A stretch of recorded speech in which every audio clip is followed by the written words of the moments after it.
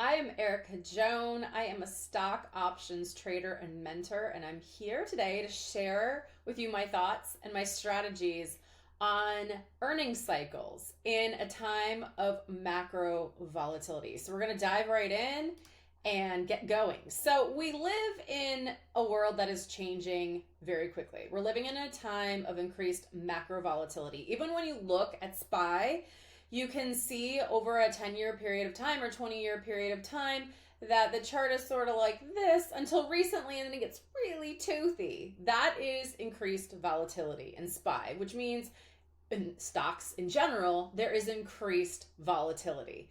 The dollar recently went down in value. Metals are more valuable than ever. And all of us are still reeling over the ever increasing cost of living due to inflation in the last 5 years since COVID, right? So the world will continue to change and be unpredictable. This sort of volatility is probably here to stay for the next few years. So if you're here and you're watching this video, you already believe in owning assets. I don't have to explain to you how important that is. You know that's one of the only ways to beat inflation is by owning assets. In fact, there are many who are even arguing out there that the sky-high valuations that we see on the stock market today and our favorite stocks are largely due to inflation itself. And I can't argue that that isn't a huge part of the increased stock prices that we see today. But that only makes me want to invest more because I know that is just another opportunity for me to keep up with the rising costs of everything around me. So I'm a self-taught options trader that believes in keeping it simple, saving time, and making a lot of money in premiums as a hedge. So I don't tend to take on too many trades that hedge my portfolio overall because I am trading with SPY. It is usually going up. Okay, and if we ever hit a bearish time period, I'm going to change my strategy and have more hedges in there. But for now, I have believed, and in my last 8 years of trading, even during 2022, when we were in a bearish time period, I believed that taking in a lot of money in premium was a hedge. If I'm making income, I can put that income to good use to trade other options or buy shares with. And that was always my philosophy, and it's made me a significant amount of money, so I still believe in it today. So that's right, in my opinion, collecting premiums is a hedge against macro volatility because any income that we can collect from the assets we hold, we offset the risk of holding those assets to begin with. When we talk about macro volatility, I notice that most investors or traders are only really concerned about the downside of volatility, right? Am I right? So I coach traders for many hours a week, and they get very nervous about the downside of volatility, and they warmly welcome the upside. Am I right? Is that how you feel about it too? But what we must do in an environment with increased macro volatility is also come to expect that there is a huge upside. So a lot of people, when we talk about volatility, they go like, oh, volatility, that's not so good. Like I'm going to see my portfolio go down here and there. But the thing is with every downside, there's usually a V reversal, right? And then we get an even bigger upside. So during times like this, we want to be protective of our assets, but we also want to remain bullish because SPY always goes up over time. It has since its inception, okay? That's not to say that there couldn't be a correction coming sometime. There always will be a correction coming sometime. That is also true. But SPY has always gone up over time. And I think something dramatic in the world would have to change for that not to be true. And the least thing on your mind would be what your brokerage account was doing.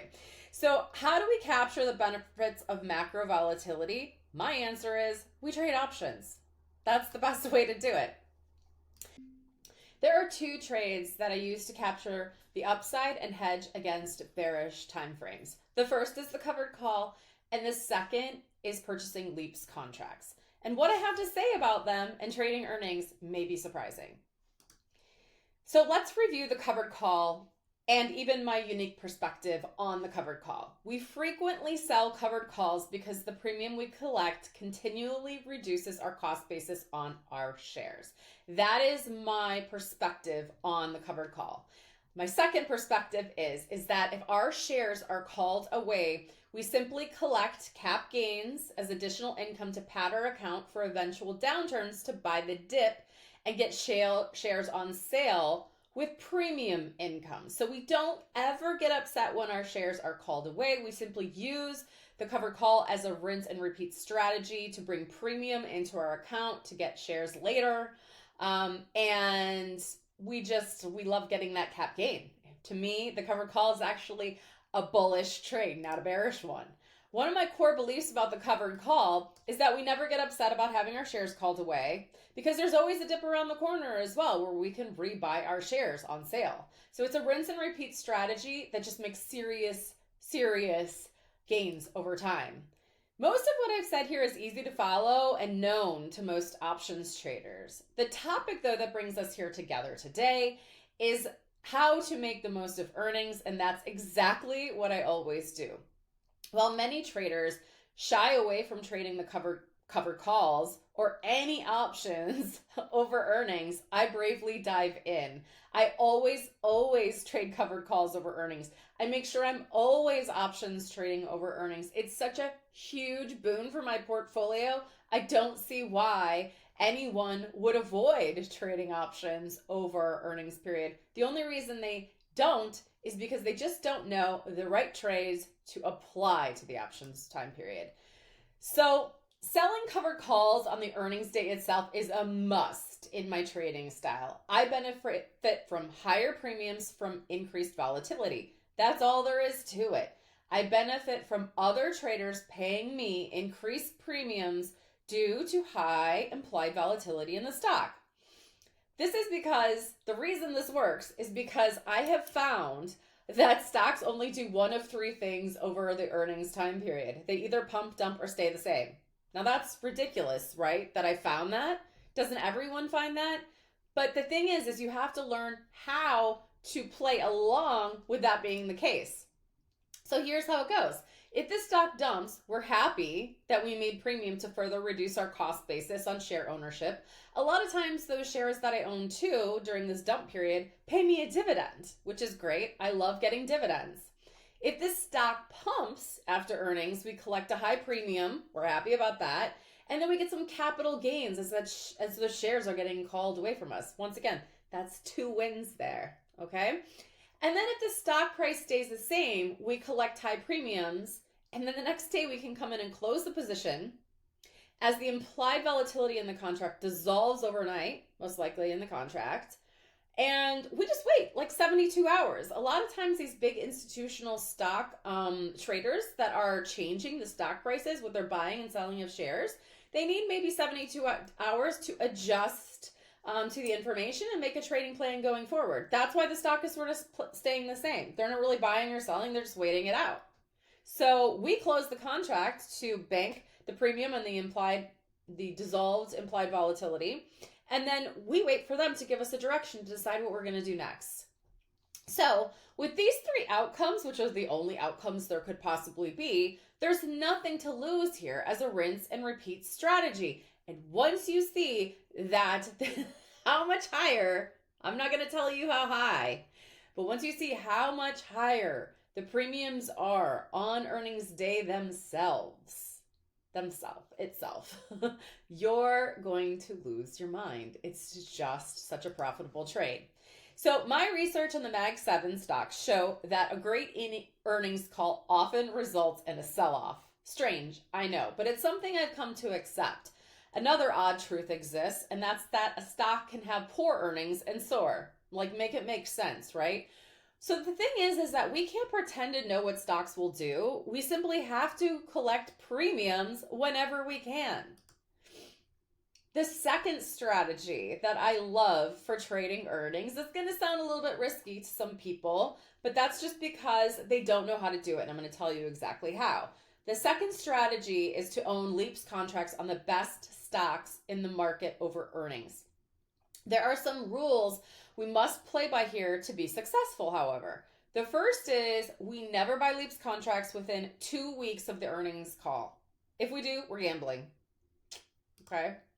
Again, we never buy a leaps contract within 2 weeks of the earnings call. Why? Well, remember how when we sold covered calls, we were collecting high premiums because we were collecting on high implied volatility within those contracts? Well, we want to avoid paying that implied volatility for options that we buy. So if we buy calls within 2 weeks of earnings, we'll be paying for high IV in those contracts. We don't want to do that. We want to learn and have implied volatility work with us and pay us, but we never want to pay for it. So we have to learn to use implied volatility to work for us and not against us. To trade LEAP's contracts effectively over the earnings time period, we simply have to do a little planning and remember to buy them 3 to 4 weeks before the earnings call when implied volatility is still low. This is just a basic rule of thumb.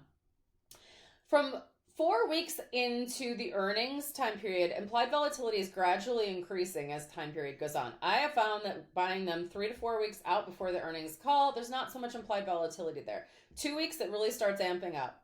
So I just always set calendar alerts for me to buy my LEAPs 3 to 4 weeks before that earnings time period, and it works beautifully. So once I buy the LEAPs, all I have to do is wait for one of the biggest stocks on the market to blow us away with their results and watch the stock pop off and put our LEAPs contracts into deep profits. Sounds easy, right? Now, how do I know that that stock is going to go up over earnings? I don't. No one does. I already told you. There's only 3 things that can happen. It's that the stock goes up, it goes down, or it stays the same. But again, I've done my research on the Mag 7 and it shows me that it's quite rare for these stocks not to rise over a 6-month period of time. And often the period of time when they pop is either just before or just after earnings. So I want you to expand your knowledge of earnings a little bit and your expectation of what it is and your definition of what it is, and understand that the earnings time period isn't just the earnings date itself. It can often be that what you want to do with the LEAPs contract is sell it just before earnings because you have such a great profit on the table at that point in time, and your job is simply to take it, and not wait for the earnings.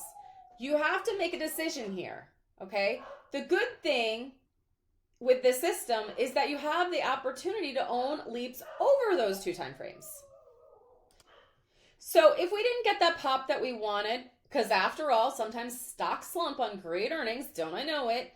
Well, this is why we bought a LEAPs contract instead of a short-dated call. If you were ever taught that trading calls or something like that over earnings was very risky, it's because the options that you were buying or that they were considering that you were buying were short-dated. And yeah, that is totally a bad idea in my opinion, because we don't know what's going to happen. We don't know. Even if the stock has great earnings, it could dump. We see that all the time. So with the LEAPs contracts, we have 11 months to let our stock rise and collect a profit here. All right. And you guys, what if that still doesn't work? What if it's like we've had now the option for 6 months, it's running out of time, and it's still non-profit? What do we do? Well, if you're a seasoned options trader, you know that you can still use the LEAPs contract to sell additional calls in the form of a diagonal spread. That's the backup trade in my mentorship program that we use to keep making money when our earnings LEAPs go pear-shaped. You see, it's really hard to lose trading options with really great strategy on fundamentally sound stocks. And my thing is that being an options trader over earnings time period is really a beautiful way to work with the macro volatility out there.